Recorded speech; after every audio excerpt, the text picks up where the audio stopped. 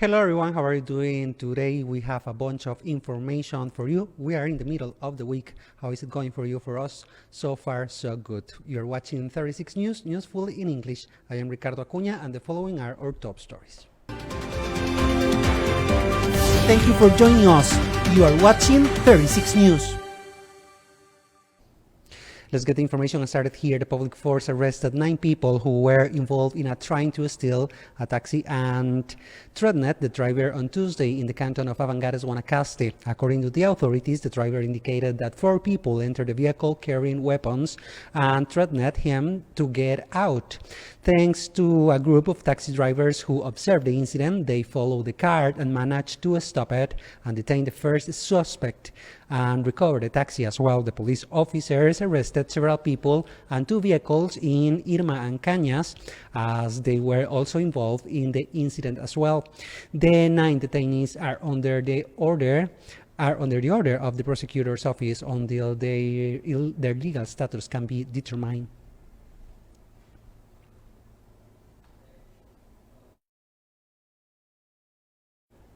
The Minister of Security, Mario Zamora, reported damages on one of the anti-drug scanners at the APM Terminals platform in Moín. Apparently, it is an electrical failure. Facing the situation, Zamora filed a complaint before the court to clarify the facts.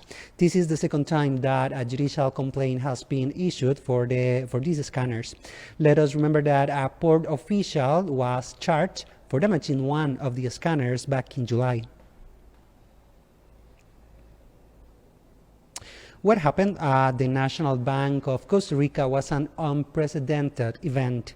Even Jaime Murillo, the interim general manager, said that in the 109 years of the institution, nothing like this has ever happened before because they have high security in those departments, and it should have been detected before reaching such a high figure like the one that was reported on Tuesday. He was even asked if the bank had any type of insurance that protects the assets in the event of theft or loss, to which he responded that a historical analysis was done and there was no cost benefit, because if there was an insurance policy, it will be very costly for the institution, and an event like this is extremely unusual. The National Emergency Commission reported 20 incidents due to the rain in the last few hours. In Atenas, 6 incidents occurred, in Heredia 2, in Punta Arenas 2 as well, in Acerrí also 2, in Alajuela where only one incident was reported, the same in the Desamparados, Grecia, Quepos, Santa Bárbara, Santa Cruz, Monte de Oro and Corredores. Incidents were also reported in the Sensi 9, and Route 32 is currently closed to the falling debris. And with that said, here we have the weather information for this Wednesday. The remnants of what was tropical depression number 21 passed over Nicaragua without exerting direct influence on Costa Rica. However, unstable atmospheric conditions prevail over our country due to the very high humidity content and the active position of the intertropical convergence zone. Throughout the day, we had cloudy skies and scattered showers in the northern part of the country, specifically in the North Pacific, in the North Zone, in the northern part of the Caribbean, and in the sectors north of the Central Valley. We had isolated and heavy downpours along the mountains ranges as well. Tonight we have scattered clouds, and it is expected along the coastal sectors of the Central and South Pacific that there will be scattered showers in the early morning hours on Thursday. If you are looking for a job, pay close attention to this information, because a job fair being held in Heredia next week will offer more than 800 vacant positions. These opportunities are in the sectors such as commerce, gastronomy, administrative, and operational roles, both temporary and permanent positions. The fair will be held on Friday, November the 3rd and Saturday, November the 4th from 10 a.m. to 4 p.m. in the facilities of the Paseo de las Flores shopping center in Heredia, and there will be more than 20 companies participating. The organizers recommend that those who are interested to bring their resume in physical or digital format, their background sheet, and identity card. The Institute of Alcoholism and Drug Dependence, IAFA, presented the results on a national survey that conducted in the year 2022 on the consumption of psychoactive substances in the population between the ages of 12 and 70 years old. Some of the main findings were the lowest historical percentage in the country was obtained with respect to tobacco smokers, going from 10.5% in 2015 to 7% in 2022. With respect to cannabis, there was an increase from 32 people for every 1,000 to 44 per 1,000. In addition, the IAFA detected a minimal consumption of emerging drugs such as TUSI, fentanyl, or ketamine. Regarding fentanyl, it was identified that 6 out of every 10,000 people use this drug without a medical prescription, which represents approximately 3,000 people. And after several weeks of tension, when Costa Rica announced on October 7th that it would request visas from Hondurans to enter the country, peace has finally returned to both nations. This was indicated by Gerardo Torres, the Vice Minister of Foreign Relations of Honduras, after the bilateral meeting. Although the situation of transporting goods between both countries and Central America eliminated the visa, the Honduran Vice Chancellor also highlighted the tourism and the businesses sectors as well. The tension is over, and from now on, according to Torres, they will work together on the issue of drug trafficking, human trafficking, and crime in general. Costa Rica is among the 5 countries of the Economic Cooperation and Development Organization, OECD, with the most asylum requests, according to the most recent report conducted by the international organization, which was published on Tuesday. In 2019, Costa Rica received 59,180 asylum applications, and by 2022 that figure increased to 129,480. This is an increase of 190% in just 4 years. According to the organization, 92% of these requests are from Nicaraguans. The countries with the highest asylum requests in the organization, or this group of countries, are the United States, Germany, France, Costa Rica, and Mexico. The Guanacaste Commission approved to obtain resources for the Catholic Church in Liberia.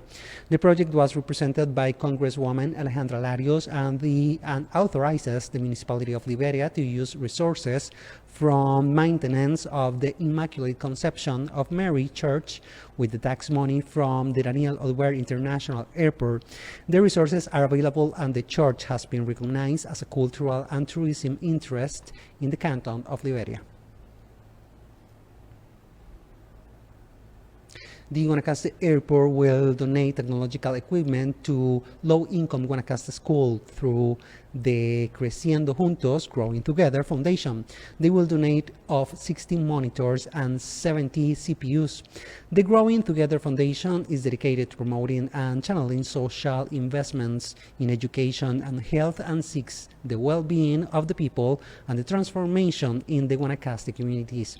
According to the 18th report on the state of the nation, in Guanacaste there are 119,327 people living in poverty out of the total of 316,634 inhabitants, and has an unemployment rate of 9.6% compared to a rate of 7.5% in terms of nationally, which makes it a province with social needs. In the field of education, the report highlighted that 88% of the population under the age of 5 do not attend daycare or preschool, which is approximately 28,000 children. This Tuesday, the Spanish airline Iberojet began its flights from Madrid, Spain, to the Juan Santamaria International Airport in San Jose using sustainable fuel, with the aim of continuing the path towards decarbonization to contribute to reducing the effects of climate change. With this flight from Madrid to San Jose, the Spanish airline launched the first phase of its implementation plan for the use of this kind of fuel, anticipating the legal obligations to use 2% of this type of fuel established for the year 2020. 2025. The flight chosen to begin the use of sustainable fuel took off on Tuesday from Madrid to San Jose, Costa Rica, and was carried out on an Airbus A350-900 aircraft, built with lighter materials, more efficient engines, and cabin configuration to reduce fuel consumption. Iberjet has been flying to Costa Rica since July 2021 with 2 weekly flights on Tuesday and Saturdays. From Spain, more than 41,000 tourists have visited our country by air from January to September of this year, being our fourth source of travelers after Germany, France, and the United Kingdom. The tourist visitation figures from January to September of this year will exceed historical numbers. In the first 9 months of this year, 1,800,000 tourists enter, a little bit more than that, have entered by air, which is 16.4% more compared to the same period in 2022. By the end of the year, the arrival of 2.3 and 2.5 million tourists is projected, a number higher than those generated in 2022 when a little more than 2 million visited us by air, and even higher than the numbers in 2018 and 2019 prior to the pandemic. According to the data provided by the General Department of Migration and Immigration and the Costa Rican Tourism Institute, (ICT), in September, 111,696 tourists entered by air, of which 86,140 entered through the Juan Santa Maria International Airport and 25,500 through the Daniel Oduber Guanacaste Airport. This represents an increase compared to the same month in 2022 from 9.6% and 6.1% respectively. From January to September, North America registers 1,300,000 tourists arriving by air, 18.2% higher than the figures from 2022. By country, the United States is our main source of travelers with the arrival of 1 million tourists, a little bit more than that, Canada with 171,800 travelers, and Mexico with 59,800 travelers, which confirms the positive growth compared to last year. The 2023 Travel Expo was held this past weekend and offered unique packages and tours for Costa Rican travelers to enjoy. Representatives of tourist destinations, hotels, airlines, cruises, rent-a-cars, and others in the industry participated in the 2023 Travel Expo. More than 75 exhibitors gathered in the Costa Rica Convention Center, and this year the tourism fair had the outstanding participation of La Cruz Guanacaste. The Board of Health in the Canton of Cañas will visit different commercial establishments to inspect and to verify the sanitary conditions as well as the validity of their operating licenses. They are doing this because many businesses have not renewed their respective permits, which could expose them to being temporarily closed down. The business owner must have a copy or proof of payment for their establishment classified into Group A, B, or C, even micro enterprises that are registered and active in the Ministry of Commerce and Economy and gaming casinos as well.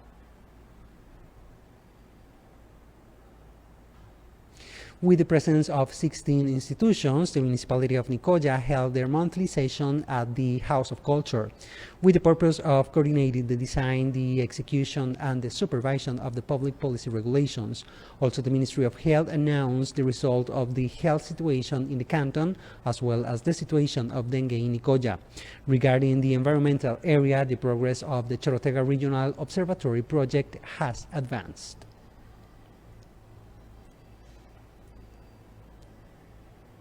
The National Registry invites all owners of legal representatives of real estate in the districts of Fortuna, Bagaces, Mogote, and Rio Naranjo in the canton of Bagaces, Guanacaste, so that they can verify the information on the cadastral map for each of the properties. The public exhibition will be held until October 27th at the House of Culture in Bagaces from 8 a.m. until 4 p.m. The Costa Rica International Film Festival celebrates its 11th edition. This is the main film event in the country. In total, there are 57 films from Central America, the Caribbean, and from different parts of the world being featured from October 24th to the 31st in our venues in 4 venues in the province of San Jose. At the Magali Cinema, the Film Center, the North American Costa Rican Cultural Center, and at the French Alliance Center. The entrance fee is 2,000 colones, and for students and seniors it is 1,500 colones.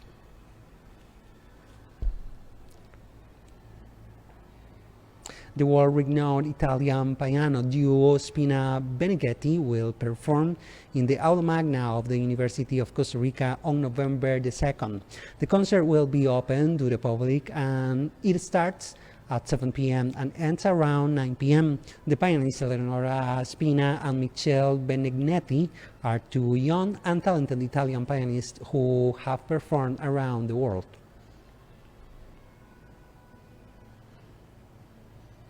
The National Museum of Costa Rica will celebrate the Costa Rican Masquerade Day with the Devil, the Giants, La Muerte, La Cegua, La Cimarrona, and the San Jose Musical Band will set the happy tone. The activities on Saturday, October 29th starts at 9:30 in the morning, and the admission is free for nationals and residents. 6 students from the San Vito Costa Rican Scientific School in Cotobruz are participating in the Formula One Grand Prix in Mexico that starts today on October 25th and ends on 29th at the Autódromo Hermanos Rodriguez racetrack. The students participated in the F1 Costa Rica Schools competition that brought together public and private educational schools since April to create a team F1 type with a name, objectives, identity, sponsors, vehicle designs, and the creation of the car prototype. Epicentro Foundation, the organizer of the event, sent a kit which built the prototype in the first phase. An evaluation of the themes was carried out, and then the vehicle was tested on the track to determine the fastest times. From there, the winning teams emerged. The team left today on Wednesday, October 25th, and will return on Saturday 29th with a suitcase full of emotions and experiences. A different and fun podcast. From Monday to Friday at 3 p.m. and replay at 8 p.m. Political interviews, current affairs, sports, and conversation among friends. My program.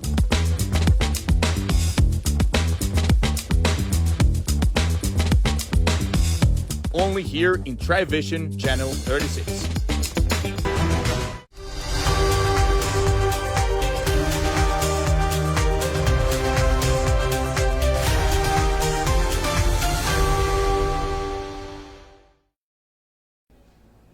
Thank you so much for continuing watching 36 News. We are going to move now to the international field. As tensions in the Middle East escalate following the Hamas terror attack on Israel and Israel's subsequent bombing of Hamas targets in Gaza, the future of Iran's nuclear program remains unresolved. Western leaders see Iran as the major supporter of Hamas militants, but have not accused Tehran of direct involvement in the group's October 7th cross-border attack on Israel. Prior to the attack, relations between the West and Iran had been cautiously improving.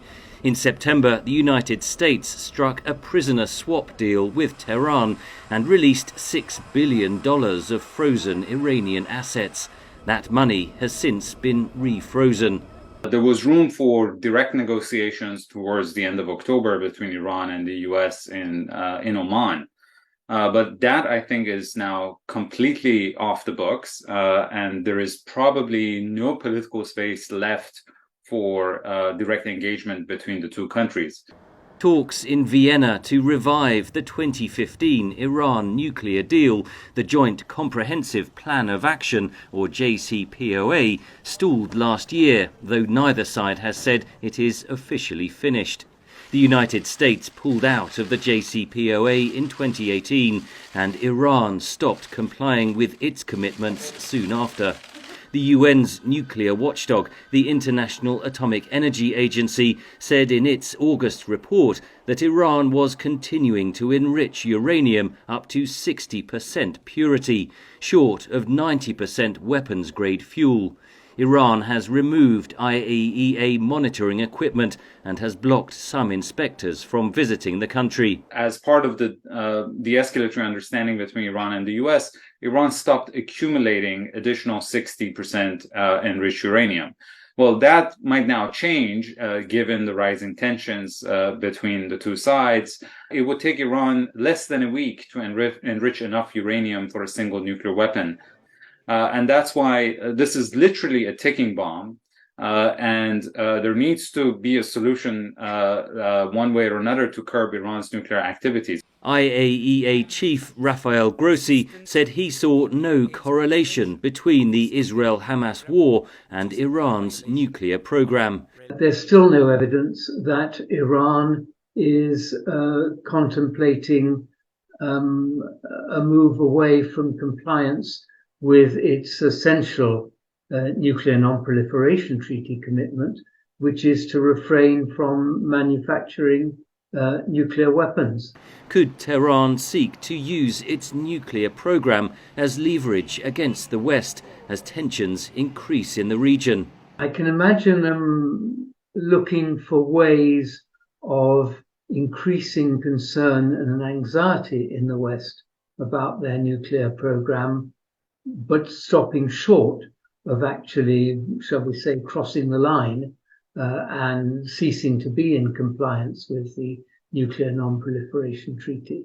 Meanwhile, Israel has repeatedly said it would not allow Iran to develop a nuclear weapon. Israel itself is widely believed to have atomic weapons, though it does not allow IAEA inspections of its nuclear sites. Henry Ridgewell, VOA News, London.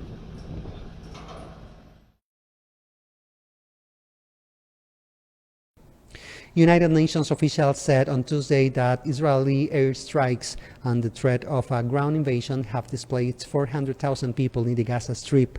Meanwhile, about 200,000 Israelis were evacuated because of Hamas attacks, filling hotels and guest houses in the southern resort city of Eilat and prompting the Jewish state to build dense cities to house them. A tent city goes up on the grounds of the Kfar Maccabiah Convention Center in a Tel Aviv suburb for the latest group of Israeli evacuees, now fleeing towns near the Lebanese border and the threat of Hezbollah rocket attacks and incursions. Until now, many of the 200,000 Israeli evacuees fleeing attacks from Hamas in the south and Hezbollah in the north have been housed in hotels throughout Israel. Here is an attempt to have a shelter for 200 evacuees from the north of Israel. We've erected for them 30 tents, glamping style, that will enable them to really enjoy themselves while they're here as much as they can. Gisin says the tents can withstand severe weather conditions if the war continues into the winter. He says the challenge is keeping the tent dwellers safe, so they have limited the number to 200 because that is the capacity of the nearby bomb shelter that would protect them against rockets from Gaza. Like Kfar Maccabiah, the resort city of Eilat is already over 100% capacity with evacuees from near Gaza, and workers are putting up a tent complex for 400 new evacuees coming from the north.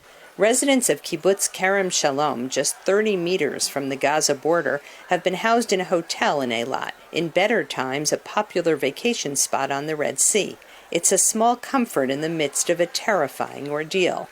Many people are so terrified and so traumatized that they don't even dare going out of the hotel. So living in a tent seems so not protective and not giving the security feeling we need. We need to refine our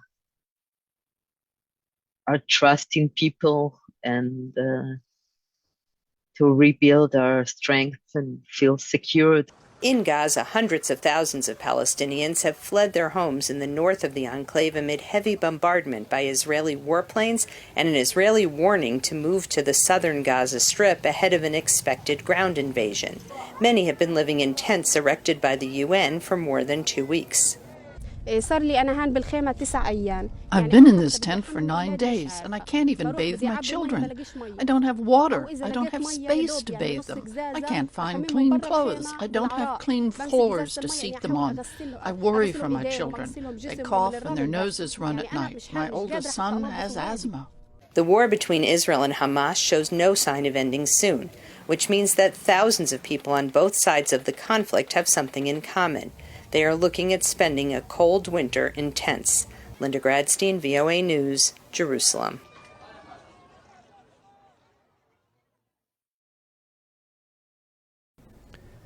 Palestinians in the West Bank are saying that the Palestinian Authority, in particular its president, Mahmoud Abbas, should take a more confrontational approach towards Israel.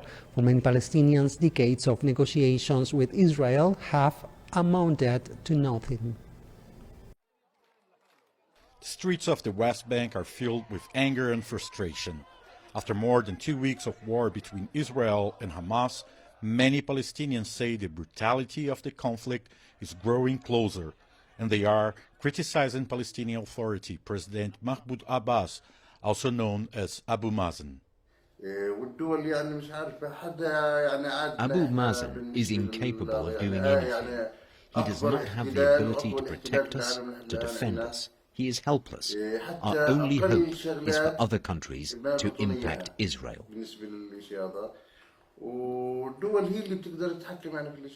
Hossein Hassan is the deputy mayor of Kusra, a small Palestinian village in the West Bank. On October 11th, it was attacked by Jewish settlers who live in the area. 4 people were killed, according to the Palestinian Health Ministry. Since the Hamas attack in southern Israel on October 7, around 100 Palestinians have been killed in the West Bank by Israeli forces and Jewish settlers, according to different reports.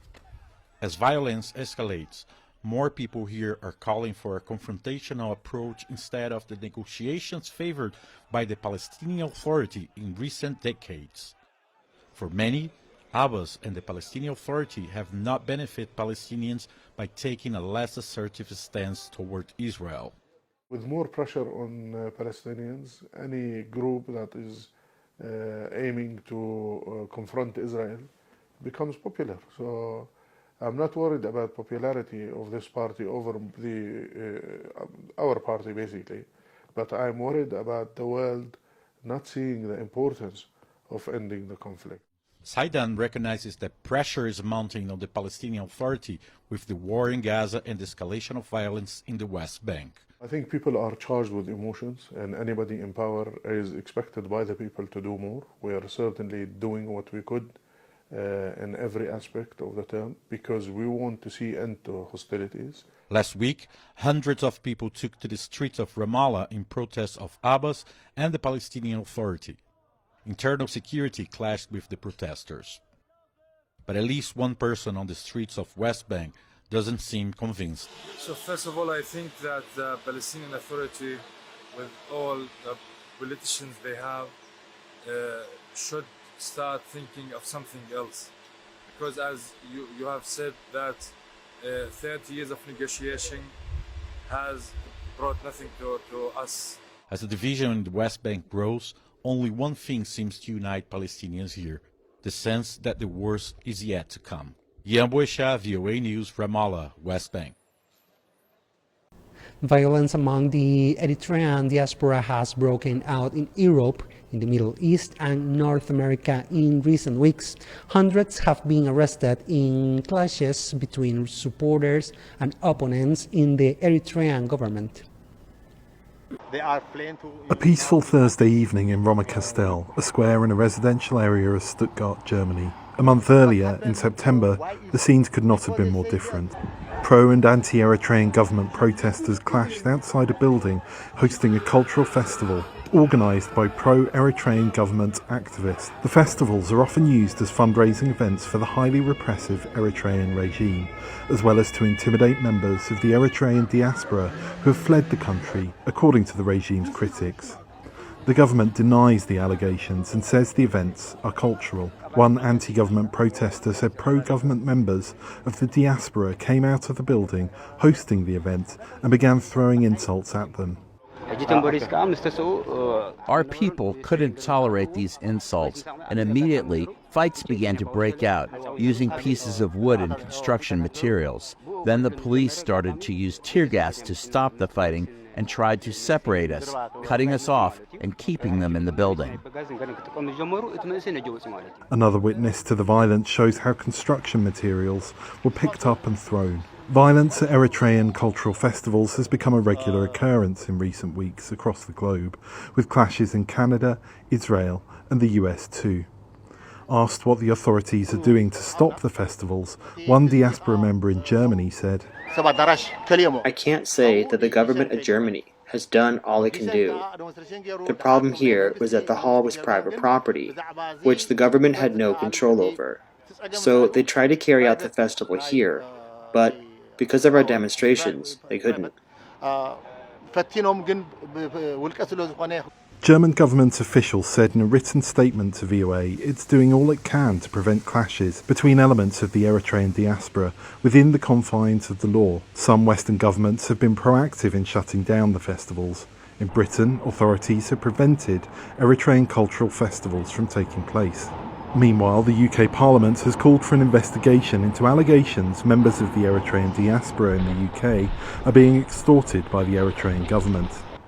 Eritrean embassies in Canada, the UK and Israel were contacted for comment but did not respond. Emmanuel Ayasu runs a TV station in London that broadcasts news into Eritrea via satellite. The country has no independent media and consistently appears in the lowest ranks of the World Press Freedom Index. He says young Eritreans are beginning to stand up to the government. Even though they don't support the government, they were not coming out in person to demonstrate. But now, especially the young people, they are standing up. Habte Hargo is an expert on Eritrea. He explained, "And the number of young individuals fleeing the country has increased substantially, I would say, over the last 6, maybe 7 years. And these are individuals who've been tortured and mistreated by the Eritrean government." Human Rights Watch says more than 580,000 Eritreans have left the country as of 2021. Members of the Eritrea government have pledged to continue organising festivals in support of the government. Henry Wilkins for VOA News, Stuttgart, Germany.